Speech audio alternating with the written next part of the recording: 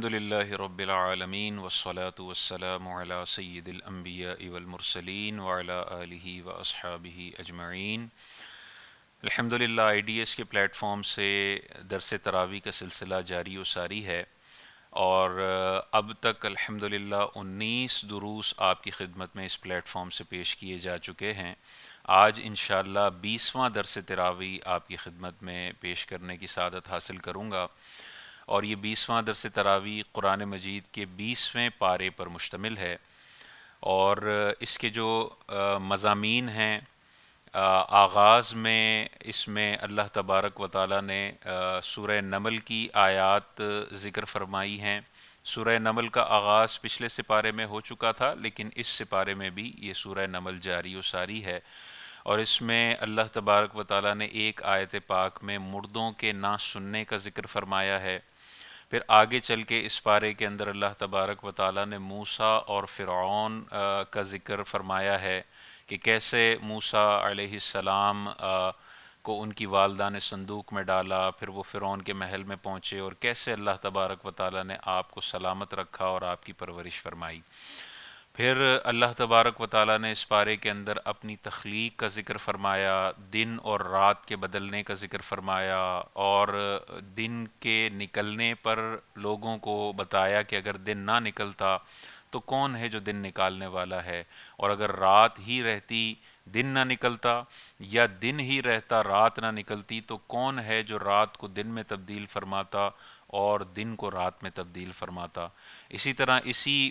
سپارے کے اندر اللہ تبارک و تعالیٰ نے قارون کا بھی ذکر فرمایا، اور اس کے خزانوں کا بھی ذکر فرمایا، اور اس خزانوں پر اس کے تکبر کا بھی ذکر فرمایا، اور اس تکبر کی وجہ سے اس کے تباہ و برباد ہونے کا بھی ذکر فرمایا ہے۔ تو آغاز کرتے ہیں۔ ابتدا میں اللہ تبارک و تعالیٰ نے مردوں کے نہ سننے کے حوالے سے ایک آیت پاک ذکر فرمائی۔ اللہ تعالیٰ نے ارشاد فرمایا، بے شک تم مردوں کو نہیں سنا سکتے اور نہ تم بہروں کو پکار سنا سکتے ہو جب وہ پیٹھ دے کر پھر رہے ہوں۔ اس آیت پاک میں اللہ تبارک و تعالیٰ نے ارشاد فرمایا کہ آپ مردوں کو نہیں سنا سکتے۔ اب اس سے بعض لوگوں نے تو اس کے جو ظاہری الفاظ ہیں، ظاہری معانی ہیں، وہی سمجھ کر یہ فتویٰ دینا شروع کر دیا کہ قبر کے اندر کوئی بھی مردہ نہیں سنتا ہے،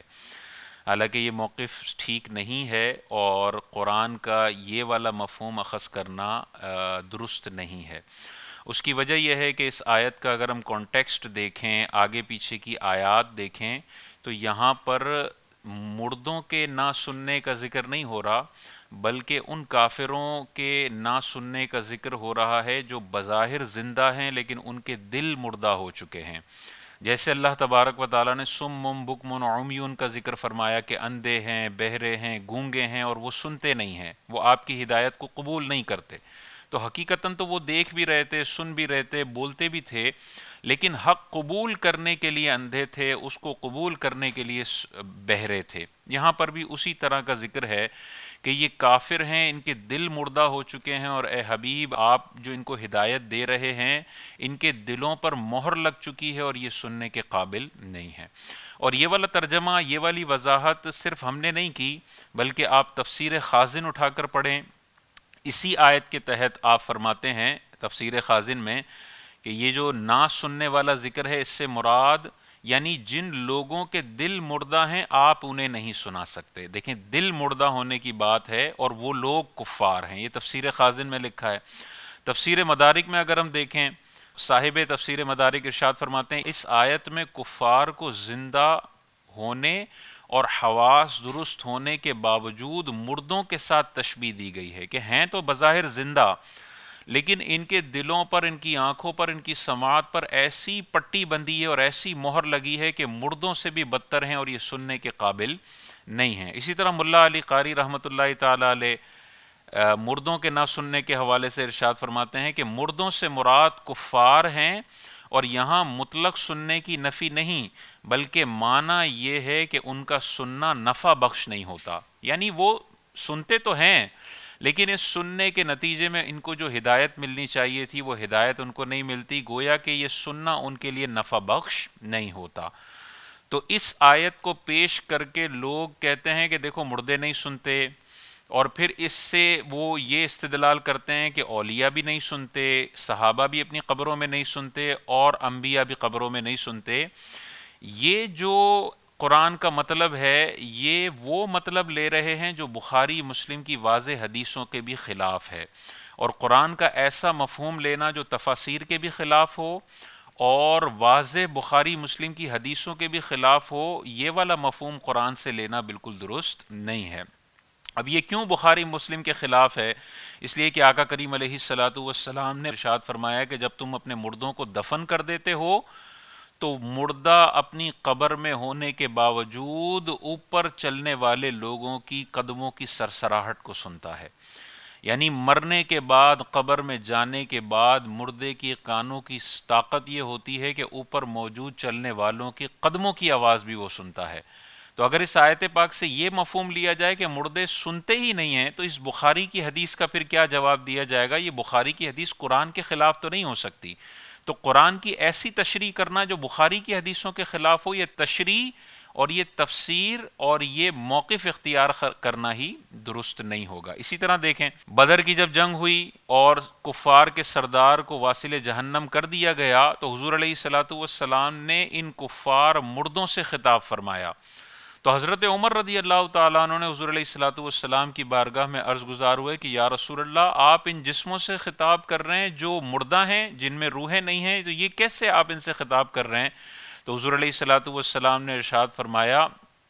کہ جو میں کہہ رہا ہوں اے عمر، تم ان کافروں سے زیادہ اس کو نہیں سنتے۔ یعنی حضور علیہ السلام نے ارشاد فرمایا کہ جتنا یہ سنتے ہیں عمر، تم ان سے زیادہ نہیں سنتے۔ یعنی عمر تم ان کے برابر سنتے ہو، یا یہ کافر مردے تم سے زیادہ سنتے ہیں۔ یہ دو معنی اس کے ہو سکتے ہیں۔ یعنی اگر اللہ سنانا چاہے تو ابو جہل بھی مرنے کے بعد مردہ ہونے کی حالت میں سن سکتا ہے، یہ بخاری کی حدیث ہمیں بتا رہی ہے۔ تو اس سے یہ مطلب لینا کہ مردے نہیں سنتے، یہ بالکل غلط موقف ہے، قرآن کی بھی دیگر آیتوں کے خلاف ہے، اور بخاری مسلم کی حدیثوں کے بھی یہ موقف خلاف ہے۔ اور بعض تو ایسے بد نصیب ہیں کہ وہ اس آیت کو بنیاد بنا کے کہتے ہیں کہ دیکھو نبی کریم علیہ الصلاۃ والسلام بھی قبر میں نہیں سنتے ہیں۔ ایسے لوگوں کو شرم کرنی چاہیے کہ اس آیت پاک میں اول تو آگے پیچھے اگر ہم دیکھیں تو کافروں کا ذکر ہو رہا ہے، دوسرا مردے کا ذکر ہو رہا ہے، اور مفسرین نے اس کا بتایا کہ دل مردہ ہے۔ چلیں ہم لٹرل میننگ میں بھی مردہ مراد لے لیں، تو ان کافروں کے لیے نازل ہونے والی آیات کو کچھ بد نصیب انبیاء پر چسپا کرنے کی کوشش کرتے ہیں، اور جو مردوں کے لیے آیتیں نازل ہوئی ہیں اس سے معاذ اللہ یہ استدلال کرتے ہیں کہ دیکھو اللہ نے فرمایا مردوں کو تم نہیں سنا سکتے، اس کا مطلب نبی بھی نہیں سنتے ہیں۔ ایسے لوگوں کو شرم کرنی چاہیے۔ انبیاء اپنے وصال کے بعد بھی زندہ ہیں اور سب سے شاندار حیات رکھنے والے ہیں، اور وہ قبروں میں نمازیں بھی پڑھتے ہیں، قبروں میں امت کے لیے دعائیں بھی کرتے ہیں، قبروں میں انہیں رزق بھی دیا جاتا ہے۔ اور بخاری کی حدیث کہتی ہے کہ مرنے کے بعد ایک عام مردہ اپنے اوپر موجود لوگوں کے قدموں کی سرسراہٹ کو سنتا ہے۔ اندازہ کریں اولیاء کے سننے کی سماعت کتنی زیادہ تیز ہوگی، اور صحابہ کتنا شاندار قبروں میں سنتے ہوں گے، اور انبیاء کی کیا شان ہوگی، اور امام الانبیاء کی شان تو وراء الورا ہے۔ وہ یقیناً قبر میں سارے انسانوں کی آواز سننے کی طاقت رکھتے ہیں، اور یہ اللہ تبارک و تعالیٰ نے اپنے حبیب کریم علیہ الصلاۃ والسلام کو طاقت عطا فرمائی ہے۔ آگے اللہ تبارک و تعالیٰ نے فرعون کا تذکرہ فرمایا اور حضرت موسیٰ علیہ الصلاۃ والسلام کا تذکرہ فرمایا کہ کیسے اللہ تبارک و تعالیٰ نے ان کو دریا میں پہنچایا، پھر وہ دریا میں جو ان کا صندوق تھا وہ فرعون کے دربار میں پہنچا، اور کیسے اللہ تعالیٰ نے ان کی حفاظت فرمائی۔ اللہ تعالیٰ ارشاد فرماتا ہے بے شک فرعون نے زمین میں تکبر کیا اور اس کے لوگوں کے مختلف گروہ بنا دیے تھے۔ ایک گروہ بنی اسرائیل کو فرعون نے کمزور کر رکھا تھا، ان کے بیٹوں کو ذبح کرتا اور ان کی عورتوں کو زندہ رکھتا تھا، بے شک وہ فسادیوں میں سے تھا۔ تو یہاں پہ فرعون کی دو سرکشیاں اللہ تعالیٰ نے ذکر فرمائی۔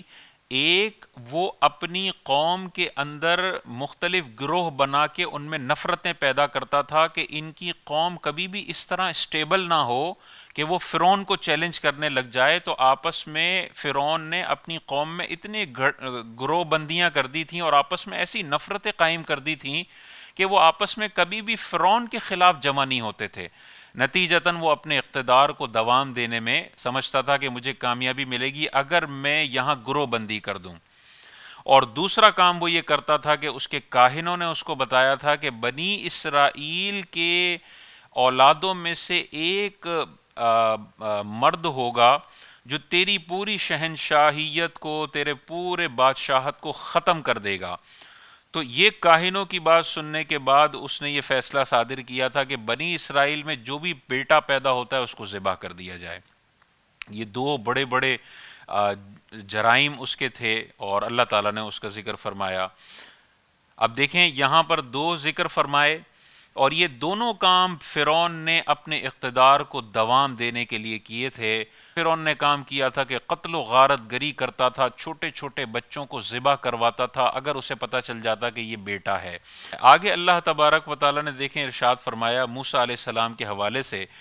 اللہ تعالیٰ ارشاد فرماتا ہے اور ہم نے موسیٰ کی ماں کو الہام فرمایا کہ اسے دودھ پلا، پھر جب تجھے اس پر خوف ہو تو اسے دریا میں ڈال دے، اور خوف نہ کر اور غم نہ کر، بے شک ہم اسے تیری طرف پھیر لائیں گے اور اس سے رسولوں میں سے بنائیں گے۔ تو جب حضرت موسیٰ علیہ السلام کی والدہ کے یہاں بیٹے کی پیدائش ہوئی تو آپ خوف زدہ ہوئیں کہ فرعون تو سارے بیٹوں کو ذبح کر دیتا ہے، تو آپ کو خوف ہوا تو اللہ تعالیٰ نے آپ پر یہ الہام فرمایا کہ موسیٰ کو دودھ پلائیں، اور جب یہ آپ کو خدشہ ہو کہ باہر لوگوں کو پتہ چل گیا ہے کہ میرے یہاں بیٹے کی ولادت ہوئی اور آپ کو لگے کہ فرعون موسیٰ کو قتل یا شہید کروا دیں گے، تو آپ نے انہیں دریائے نیل میں ڈال دینا ہے۔ اور اللہ تعالیٰ نے آپ کی والدہ کو یہ تسلی دی کہ آپ بالکل بے فکر ہو جائیں، موسیٰ کی حفاظت اللہ تعالیٰ فرمائے گا۔ دوسری اللہ تعالیٰ نے یہ خبر دی کہ ان قریب موسیٰ کو آپ کے پاس دوبارہ لوٹا دیا جائے گا۔ اور تیسری اللہ تبارک و تعالیٰ نے یہاں آپ کی والدہ کو خبر دی کہ حضرت موسیٰ علیہ السلام اللہ کے رسول ہوں گے۔ تو دیکھیں کیسا شاندار اللہ تبارک و تعالیٰ نے حضرت موسیٰ علیہ السلام کی حفاظت کے لیے اہتمام فرمایا۔ اور اس سے دیکھیں ہمیں یہ بھی پتہ چلتا ہے کہ اللہ کے جو اولیاء ہیں بعض اوقات انہیں بھی مستقبل کی خبریں اللہ تعالیٰ الہام فرما دیتا ہے۔ حضرت موسیٰ علیہ السلام کی والدہ نبیہ نہیں تھیں، اللہ کی نیک بندی اور ولیہ تھی، لیکن اللہ تعالیٰ نے انہیں الہام فرما کے مستقبل کی خبریں بتا دیں کہ آپ نے یہ بچہ فرعون کو دینا ہے، لیکن بے فکر ہو جائیں، موسیٰ سلامت بھی رہیں گے، موسیٰ آپ کی طرف دوبارہ پلٹے بھی جائیں گے، اور موسیٰ کو اللہ تعالیٰ نے رسالت کے منصب پر بھی فائز فرمانا ہے۔ اللہ کے اولیاء بھی مستقبل کی خبریں جانتے ہیں، اور علم غیب اللہ تعالیٰ نے انہیں بعض مقامات پہ عطا فرمایا ہے، تو انبیاء کے علوم غیبیہ کس قدر شاندار ہوں گے، اور امام الانبیاء کے علوم غیبیہ کے تو کیا کہنے، اور بے شمار آیات ہیں جو بتاتی ہیں کہ اللہ تعالیٰ نے اپنے حبیب کو بے شمار علم غیب عطا فرمایا ہے۔ آگے اللہ تبارک و تعالیٰ نے ارشاد فرمایا اور اس کی ماں نے، یعنی موسیٰ علیہ السلام کی ماں نے اس کی بہن سے کہا اس کے پیچھے چلی جا، تو وہ بہن اسے دور سے دیکھتی رہی اور ان فرعونیوں کو خبر نہ تھی۔ تو آپ کی والدہ نے وہ صندوق دریا میں ڈالا۔ اللہ تعالیٰ کی شان دیکھیں، وہ صندوق تیرتا ہوا فرعون کے قریب پہنچ گیا، اس کے دربار کے، اور فرعونیوں نے یہ صندوق اٹھا کے فرعون کے سامنے پیش کر دیا۔ تو اللہ تعالیٰ نے آگے اس کا واقعہ ذکر فرمایا۔ اللہ تعالیٰ ارشاد فرماتا ہے تو اسے فرعون کے گھر والوں نے اٹھا لیا تاکہ وہ ان کے لیے دشمن اور غم بنے،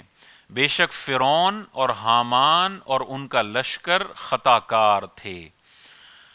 تو یہ فرعون کے پاس حضرت موسیٰ علیہ السلام پہنچ گئے، اور آگے اللہ تعالیٰ نے ارشاد فرمایا اور فرعون کی بیوی نے کہا یہ بچہ میری اور تیری آنکھوں کی ٹھنڈک ہے، اسے قتل نہ کرو، شاید یہ ہمیں نفع دے یا ہم اسے بیٹا بنا لیں، اور وہ بے خبر تھے۔ فرعون نے جب حضرت موسیٰ علیہ السلام کو اٹھایا تو فوراً قتل کرنے کا فیصلہ کیا کہ یہ تو لڑکا ہے اور اسے قتل کرنا ہے۔ فرعون کی جو زوجہ تھیں وہ نیک خاتون تھی، اللہ کی ولیہ تھیں، انہوں نے فوراً فرعون کو کہا کہ آپ اسے قتل نہ کریں، یہ ہماری آنکھوں کی ٹھنڈک بنے گا، ہو سکتا ہے ہم اسے بیٹا بنا لیں۔ اور آپ اسے قتل نہ کریں۔ اور پھر دلائل بھی دیے فرعون کی زوجہ نے، اور وہ دلائل کیا تھے کہ یہ بچہ آیا ہے، ہمیں تو نہیں پتا یہ بنی اسرائیل سے ہے یا نہیں، ہو سکتا ہے وہ کسی اور علاقے سے آیا ہو۔ دلائل بھی دیے، فرعون قائل ہو گیا اور اس نے یہ فیصلہ کیا کہ ہم اسے نہیں قتل کریں گے۔ پھر آگے دیکھیں اللہ تعالیٰ نے کیسا اہتمام فرمایا موسیٰ کی حفاظت کے لیے۔ اللہ تعالیٰ ارشاد فرماتا ہے اور ہم نے پہلے ہی سب دائیاں اس موسیٰ پر حرام کر دی تھیں۔ تو موسیٰ کی بہن نے کہا کیا میں تمہیں ایسے گھر والے بتا دوں جو تمہارے اس بچے کی ذمہ داری لے لیں اور وہ اس کے خیر خواہ بھی ہوں؟ تو ہم نے اس کی ماں کی طرف لوٹا دیا تاکہ ماں کی آنکھ ٹھنڈی ہو اور وہ غم نہ کھائے اور جان لے کہ اللہ کا وعدہ سچا ہے، لیکن اکثر لوگ نہیں جانتے۔ اللہ تعالیٰ نے موسیٰ علیہ السلام پر سب دائیوں کا دودھ حرام کر دیا۔ تو فرعون نے جب موسیٰ علیہ السلام کی پرورش کا فیصلہ کیا تو ساری دائیوں کو حکم دیا کہ آ جائیں۔ ساری دائیاں کوشش کرتی رہیں موسیٰ علیہ السلام کو دودھ پلانے کے لیے، لیکن موسیٰ علیہ السلام نے کسی کا بھی دودھ قبول نہ کیا۔ حضرت موسیٰ کی بہن یہ منظر دیکھ رہی تھیں اور فرعونیوں کو کہا کہ میں تمہیں ایک ایسی عورت کا پتہ بتاتی ہوں جن کی دودھ کی اگر تم کوشش کرو گے تو شاید حضرت موسیٰ علیہ السلام ان کا دودھ قبول کر لیں۔ فرعونیوں نے قبول کر لیا۔ حضرت موسیٰ علیہ السلام کی والدہ دربار میں آ گئیں اور دودھ پلانے کی کوشش کی۔ حضرت موسیٰ علیہ السلام نے فوراً والدہ کی خوشبو کو محسوس کیا، دودھ قبول کیا، اور الٹیمیٹلی پھر فرعون نے فیصلہ کیا کہ یہ حضرت موسیٰ علیہ السلام کی والدہ ہی کو موسیٰ کو لوٹا دیا جائے، اور جب تک ان کی دودھ پینے کی عمر ہے یہ آپ کی والدہ کے پاس ہی رہے اور دودھ پیتا رہے۔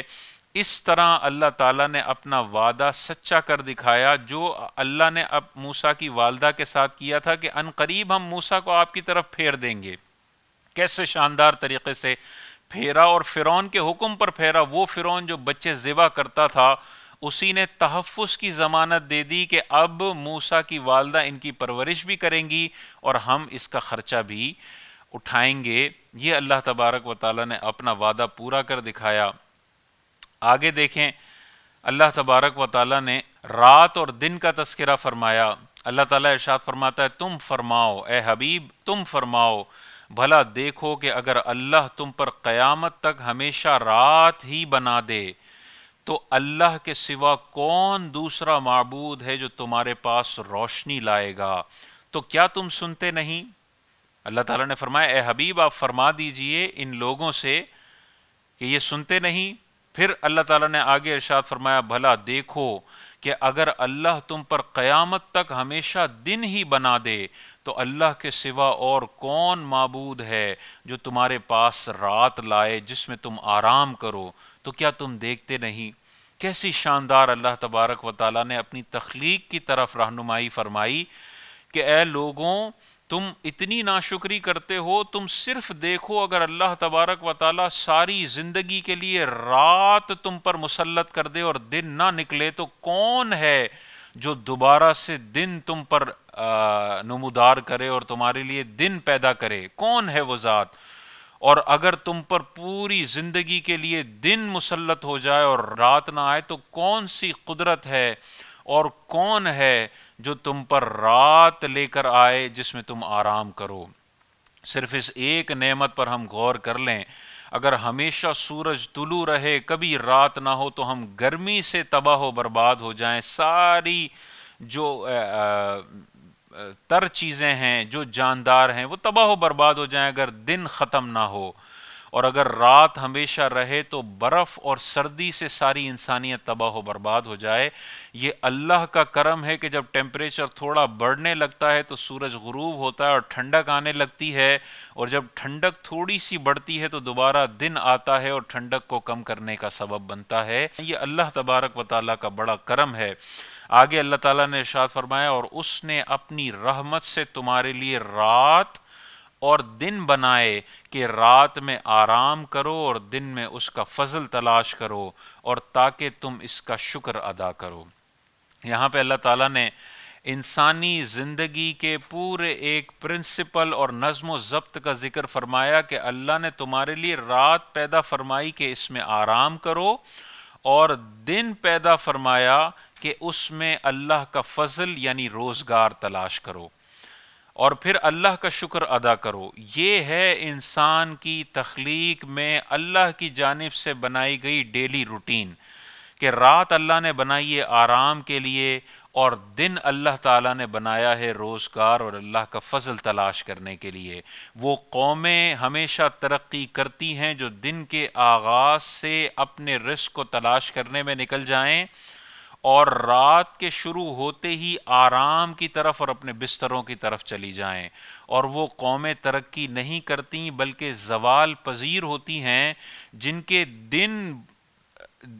سوتے میں گزرتے ہیں اور آدھے دنوں کے بعد وہ اپنے بازاروں اور اپنے روزگار کی طرف رجوع کرتے ہیں اور آدھی رات تک وہ جاگتے رہتے ہیں۔ سائنس بھی کہتی ہے کہ یہ جسم کے لیے بھی نقصان دہ ہے، اور ہمیں ہسٹری بتاتی ہے کہ وہ قومیں ذلیل و رسوا ہوتی ہیں جو راتوں کو روزگار کے لیے منتخب کریں اور دنوں کو جو ہے وہ آرام کے لیے رکھیں۔ یہ اللہ تعالیٰ نے اصول بنائے ہیں۔ اپنی زندگی میں سکون لانا چاہتے ہیں تو دنوں کو اللہ کے فضل تلاش کرنے کے لیے رکھیں اور راتوں کو آرام کے لیے رکھیں۔ آگے اللہ تبارک و تعالیٰ نے قارون کا ذکر فرمایا، اس کے خزانوں کا ذکر فرمایا اور آخر میں اس کے تباہ و برباد ہونے کا ذکر فرمایا۔ اللہ تعالیٰ ارشاد فرماتا ہے، بے شک قارون موسیٰ کی قوم سے تھا، پھر اس نے قوم پر زیادتی کی اور ہم نے اس کو اتنے خزانے دیے جن کی کنجیاں اٹھانا ایک طاقتور جماعت پر بھاری تھیں۔ جب اس کی قوم نے کہا اتراؤ نہیں، بے شک اللہ اترانے والوں کو پسند نہیں کرتا، تو قارون نے کہا یہ تو مجھے ایک علم کی بنا پر مال ملا ہے جو میرے پاس ہے، اور کیا اسے یہ نہیں معلوم کہ اللہ نے اس سے پہلے وہ قومیں ہلاک فرما دیں جو زیادہ طاقتور اور زیادہ مال جمع کرنے والی تھیں، اور مجرموں سے ان کے گناہوں کی پوچھ گچھ نہیں کی جاتی۔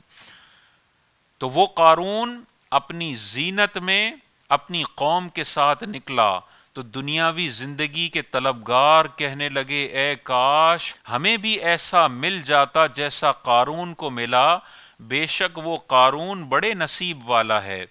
تو ہم نے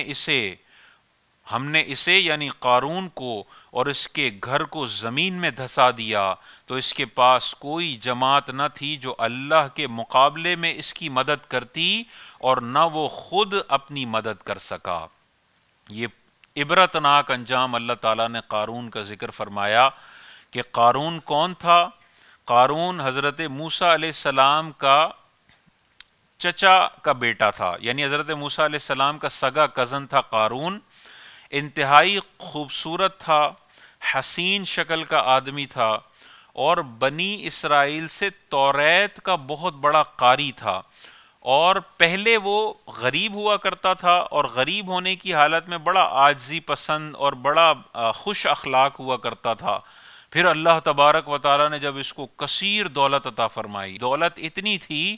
کہ اس کے خزانے کی چابیاں اٹھانے والے لوگ کم پڑ جاتے تھے، اس کے خزانے کی چابیاں اس قدر ہوا کرتی تھیں۔ جب اس قدر دولت آئی تو یہ متکبر ہوا اور کہتا ہے کہ یہ مجھے میرے علم کی وجہ سے اللہ تعالیٰ نے دولت عطا فرمائی ہے، اس میں میرا کمال ہے، اپنی دولت پر اترانے لگا۔ تو اللہ تبارک و تعالیٰ نے اس تکبر کی وجہ سے اور مال کے حقوق ادا نہ کرنے کی وجہ سے اسے زمین میں دھسایا اور اس کے خزانوں کو اور اس کے گھروں کو بھی زمین میں دھسایا، اور رہتی دنیا تک سارے مالداروں کے لیے عبرت بنایا جو اس اپنے مال کی وجہ سے تکبر کرتے ہیں اور غریبوں کو حقیر اور بالکل بیکار سمجھنا شروع کر دیتے ہیں۔ قارون کے خزانے اتنے تھے کہ لوگ اٹھا نہیں پاتے تھے ان کی چابیاں۔ تو آج کل جتنے بھی بڑے بڑے مالدار ہیں جو غریبوں کو اپنے پیر کی جوتی سمجھتے ہیں، ان کو ذلیل مخلوق سمجھتے ہیں، ان کو حقیر سمجھتے ہیں اور مال کی زکاتیں ادا کرنے سے پہلے مر جاتے ہیں، دنیا میں بھی ذلت ان کا مقدر بنتی ہے اور آخرت میں بھی ان کا حساب بڑا دردناک ہوگا۔ اور یہ وہ لوگ ہیں جنہوں نے پوری زندگی قارون کی بدترین صفات پر گزاری ہے۔ اس حوالے سے ہر مالدار کو غور کرنا چاہیے. وہ حضرت عثمان غنی اور حضرت عبد الرحمن بن عوف والے مالدار بھی ہو سکتے ہیں کہ جو اربوں روپے کی دولت رکھنے کے باوجود بھی اللہ تبارک و تعالیٰ نے انہیں عشرہ مبشرہ میں رکھا تھا، ٹاپ 10 صحابہ، اور ان کے لیے دنیا میں جنت کی بشارت تاجدار کائنات نے عطا فرمائی تھی. ہر مالدار کے پاس دو آپشن ہیں، یا تو متکبر ہو کر زکوٰۃ نہ دے کر لوگوں کو ذلیل سمجھ کر مالداری کی زندگی گزارے اور دنیا میں بھی ذلیل ہو آخرت میں بھی ذلیل ہو، یا صحابہ کی جیسی مالداری والی زندگی گزارے کہ عاجزانہ زندگی ہو، غریبوں کو حقیر نہ سمجھیں، مال کی پوری پوری زکوٰۃ ادا کریں اور مال کا حقوق ادا کرتے ہوئے مریں، تو انشاءاللہ ان کے لیے دنیا میں بھی عزتیں ہیں اور آخرت میں بھی عزتیں ہیں. اس حوالے سے ہمیں ان آیات پاک میں اللہ تبارک و تعالیٰ نے قارون کے اترانے کا ذکر فرمایا، اور جو اللہ تعالیٰ نے لفظ استعمال کیا وہ فرحت کا ذکر فرمایا کہ وہ اس نے فرحت کا اظہار فرمایا. فرحت کہتے ہیں خوشی کو، خوشی کا اظہار کرنا، لیکن اللہ تبارک و تعالیٰ نے یہاں پر خوشی کو ایک ایسی خوشی کر رہا تھا جو غلط تھی، جو ناجائز تھی. تو یہاں پر علماء کرام نے خوشی کے مختلف شرعی حکم ذکر فرمائے ہیں. بعض خوشیاں ایسی ہیں جو جائز ہیں، بعض وہ ہیں جو ناجائز ہیں. یہاں جو قارون خوشی کا اظہار کر رہا تھا، قارون خوشی کا اظہار وہ اپنی دولت پر تکبرانہ خوشی تھی، اتراتے ہوئے خوشی کا اظہار کر رہا تھا. یہ خوشی کا اظہار یا یہ اترانا حرام ہے، اور اگر اس کے مقابلے میں اللہ کی نعمتوں پر شکرانے کے طور پر انسان خوش ہوتا ہے کہ یا اللہ تو نے مجھے اتنی نعمتیں عطا فرمائیں، اتنی دولت عطا فرمائی، اس پر خوشی کا اظہار فرماتا ہے، یہ خوشی حرام نہیں ہے بلکہ یہ تو باعث ثواب ہے. اسی طرح جرم کرتے ہوئے کوئی خوش ہوتا ہے، جرم پر خوش ہوتا ہے، یہ خوش ہونا حرام ہے،